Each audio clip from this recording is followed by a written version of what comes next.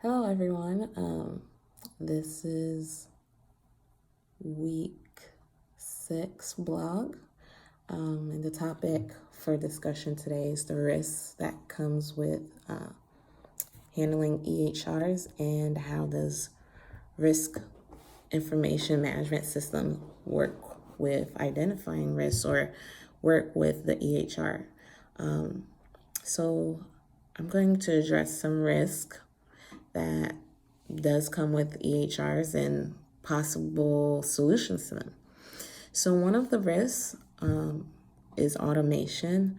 That's when you're in a chart and you're trying to chart on a weight or choose something like maybe from a drop down list, and it automatically selects something based on previous information, or not necessarily automatically select, but it suggests different options.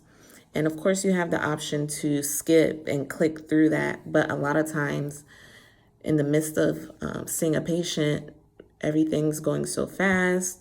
You're clicking through and you accidentally click the wrong thing. It could be ordering a medication and clicking the wrong dose. Instead of micrograms, you click grams or something like that.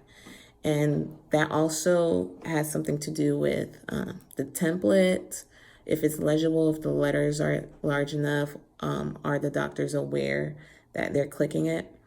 So that's a high risk using a digital electronic health record system. One of the solutions I propose is making the drop-down menus larger, more legible, the font cleaner so that the doctor can pay attention and see what's in front of them. Also, including pop-ups when they do have recommendations. At my organization, there's like yellow pop-ups. We recommend, hey, try this instead of that, or you entered too high of a weight or a vital, and it forces you to look at what you're doing because it's in your face and you have to click out of it manually for that pop-up to disappear. Another risk is that since it's electronic health record, there's still a chance of it to malfunction. It's still a digital copy of charting and documentation. And, with all the information that's on there, let's say something happens and you lose all of that information on the patient. There's no paper charts to back that up, right? So one thing is to have a cloud system that saves all of that information in case something happens to the system, or even when there's like a downtime and you're not able to access it. Usually, for IS&T, we announce certain hours of downtime if we have to do an upgrade. But let's say something malfunctions and you're not able to access the EHR for like a couple of days.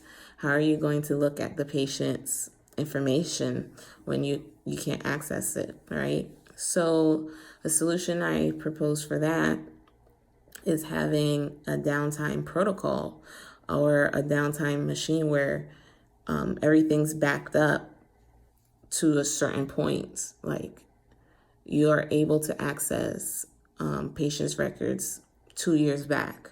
So even if something happens and you're not able to access the electronic medical record for like a week or 2 months or whatever the case is, you're still able to go onto that hard drive, a downtime computer that's not connected to the system, that's not connected to that network, where you can access things offline because it automatically backs up and saves to that hard drive, and you're able to see the patient's information further down and assess from there.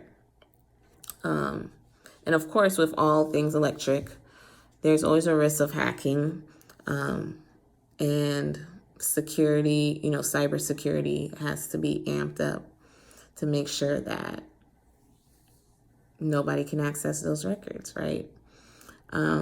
Another question for this discussion was risk information management systems. How do they work with EHRs? So a lot of new programs, a lot of RIMS systems are integrated with EHRs, and they're able to analyze mistakes, they're able to collect data, and they're able to see different workflow processes.